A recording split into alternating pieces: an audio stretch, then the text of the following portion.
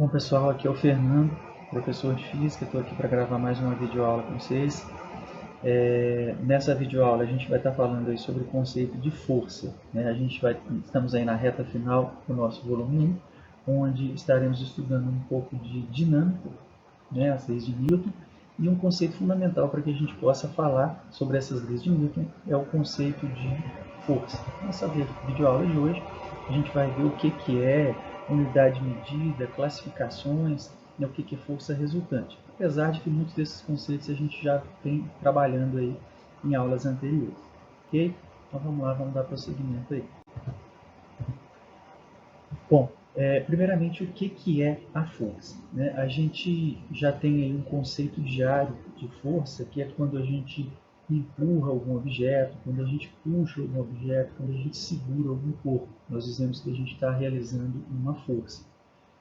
Dentro da física, esse conceito ele é bem parecido, ele é bastante semelhante à ideia prática que a gente já tem de força.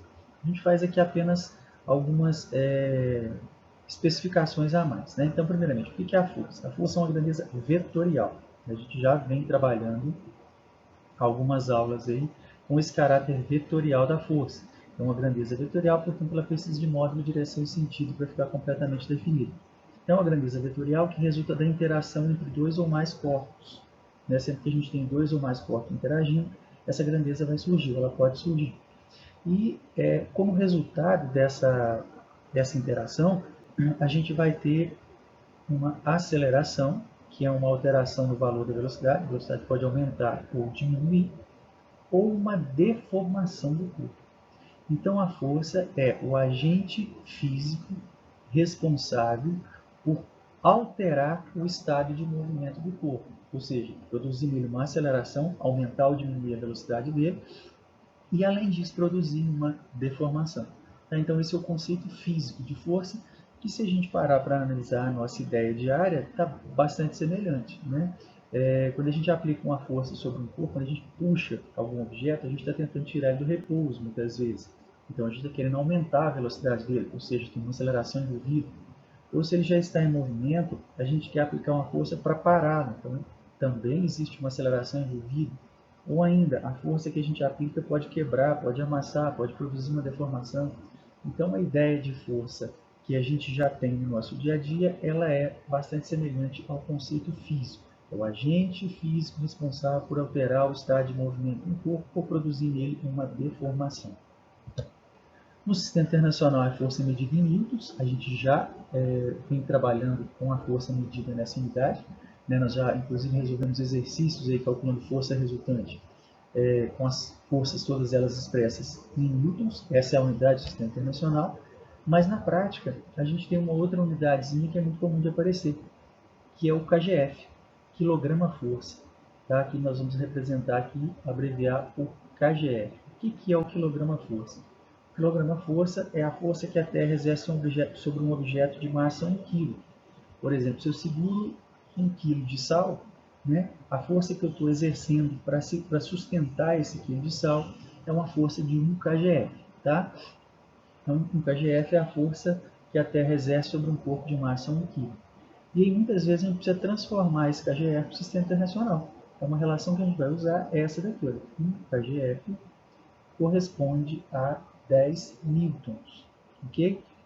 Muitos exercícios já trazem isso daqui, a gente não tem que decorar, mas de qualquer forma não é uma relação difícil de memorizar. Então o KGF é aproximadamente 10 newtons. Por que aproximadamente? Porque na verdade o KGF corresponde a 9,8 newtons. A gente faz esse arredondamento para facilitar aí o nosso trabalho, o nosso cálculo. Tá? Então quando for necessário transformar, a gente vai usar essa relaçãozinha aqui.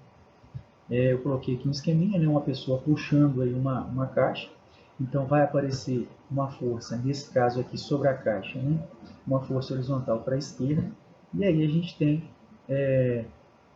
uma grandeza vetorial então envolvida aí. Tá? Então sempre que a gente aplica uma força sobre um corpo qualquer, que a gente tende a produzir uma alteração no estado de movimento de um corpo, a gente diz que está sendo exercida uma força sobre esse corpo.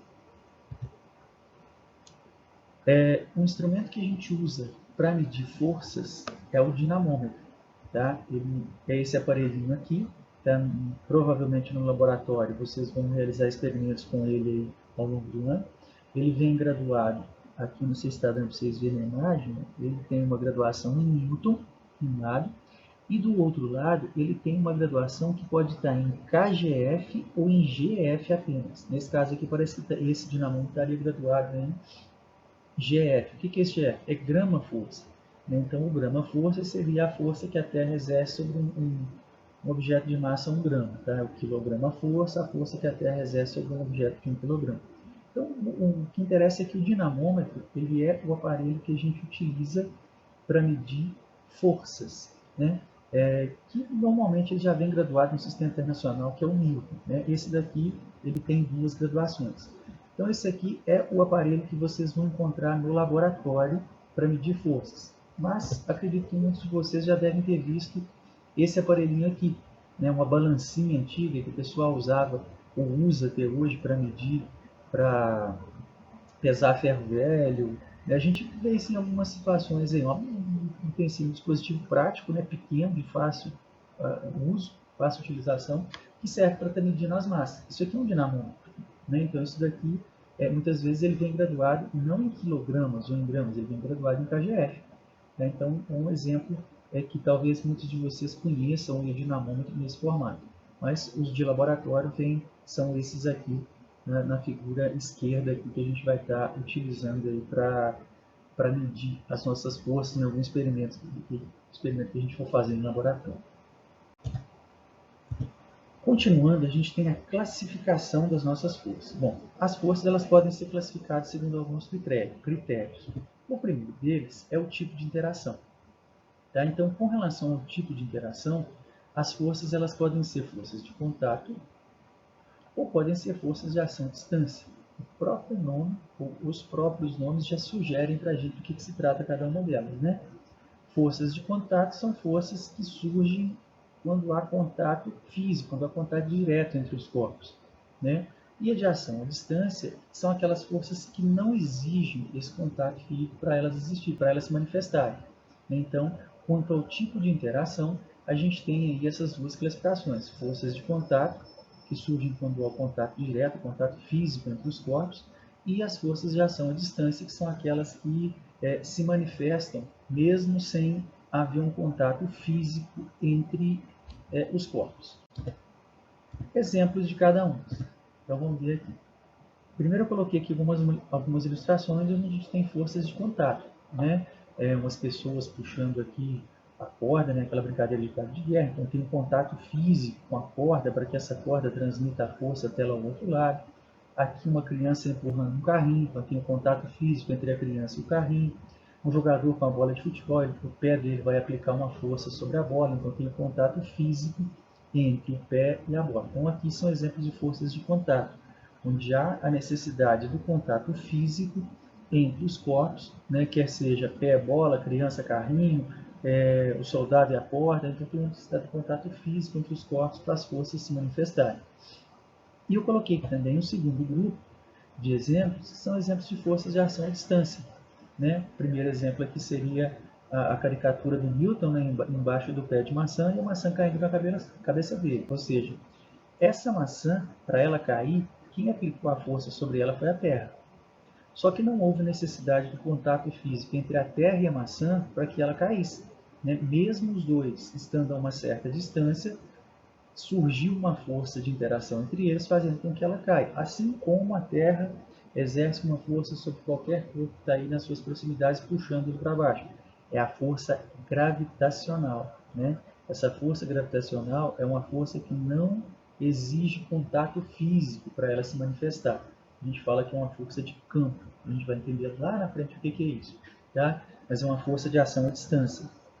O segundo exemplo aqui, todo mundo já deve ter brincado com um ímã e percebeu que esse ímã consegue atrair objetos metálicos, mesmo o ímã estando distante dos objetos metálicos. Então também é uma força de ação à distância, não há necessidade do contato físico entre o ímã e os objetos metálicos para a força se manifestar. Essa força é a chamada força magnética, também vamos falar dela mais na frente.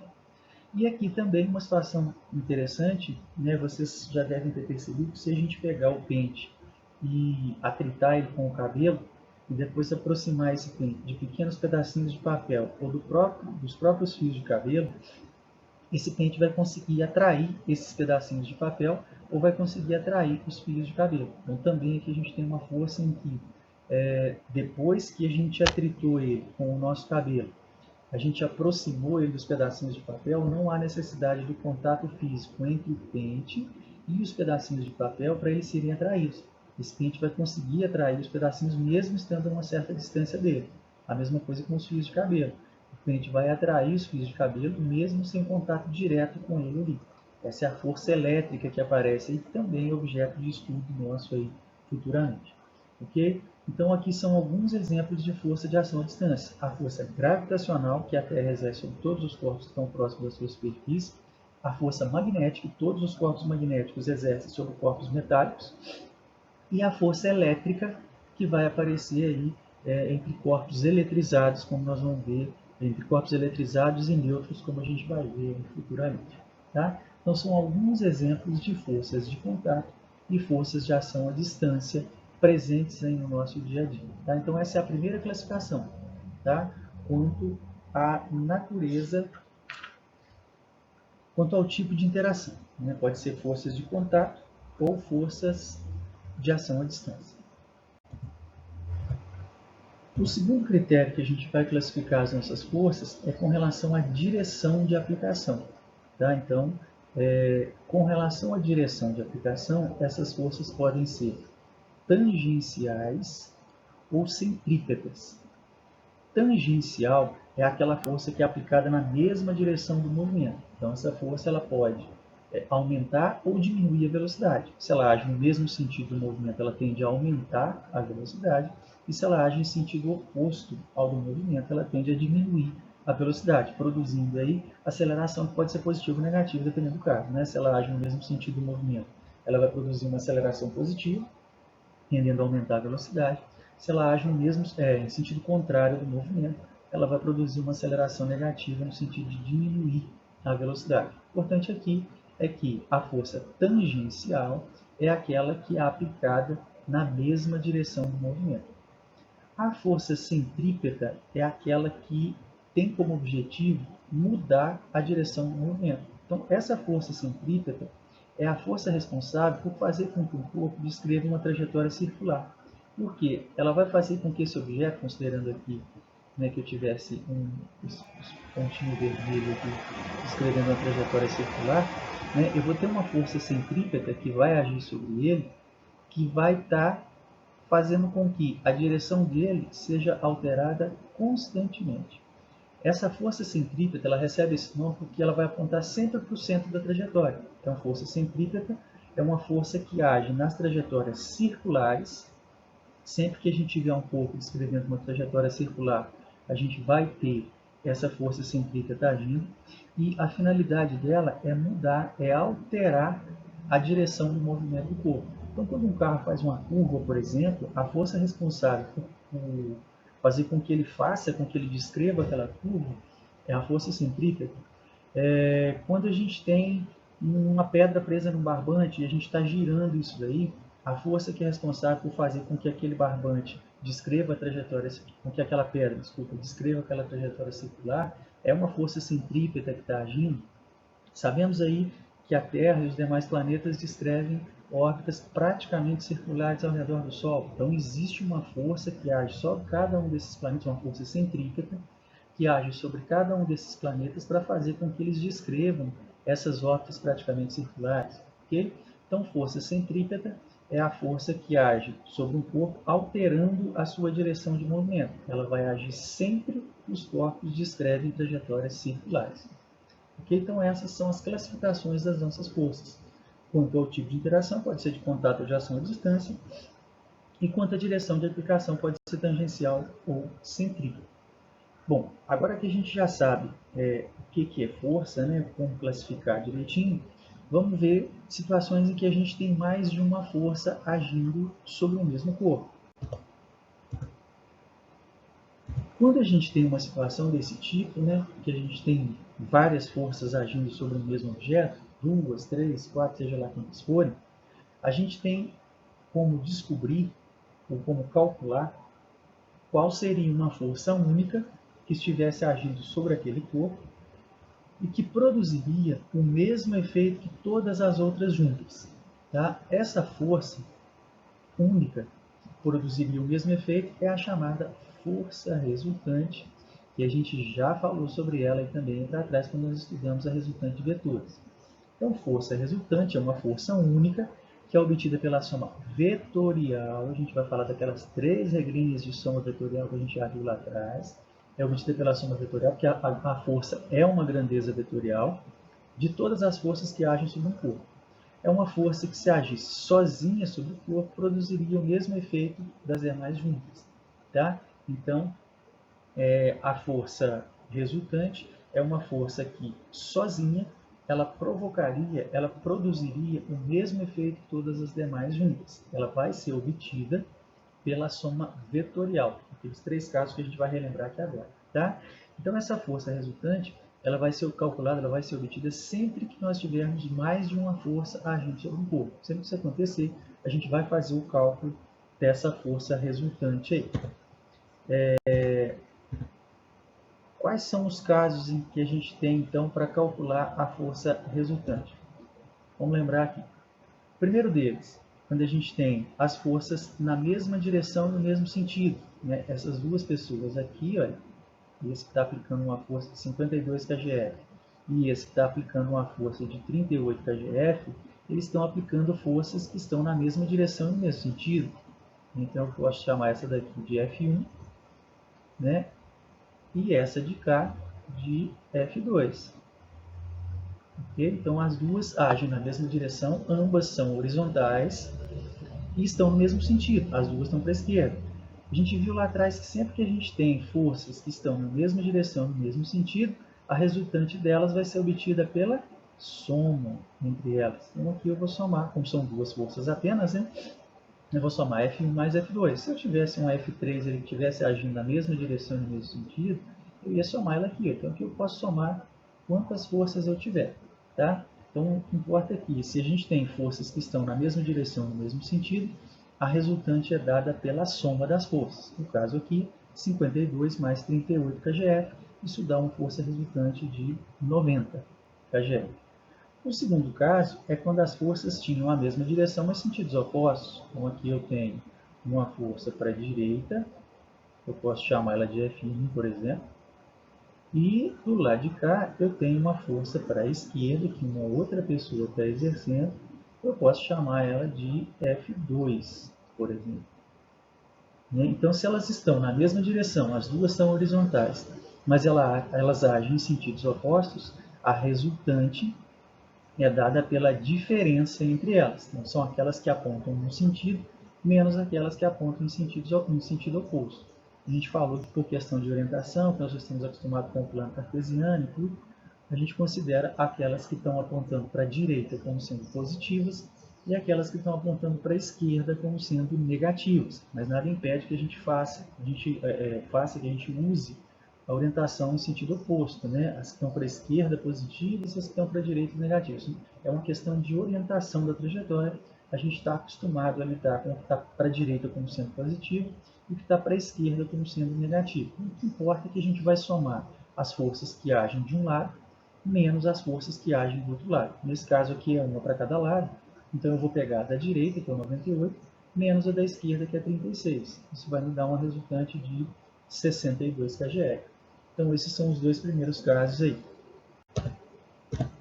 E o terceiro é quando elas são perpendiculares entre si. Eu tenho aqui uma F1 na vertical, uma F2 na horizontal. Estão formando entre si aqui, olha, um ângulo de 90 graus. Se elas formam entre si um ângulo de 90 graus, a resultante vai ser dada pelo teorema de Pitágoras. Força resultante ao quadrado igual a F1 ao quadrado mais F2 ao quadrado. Né?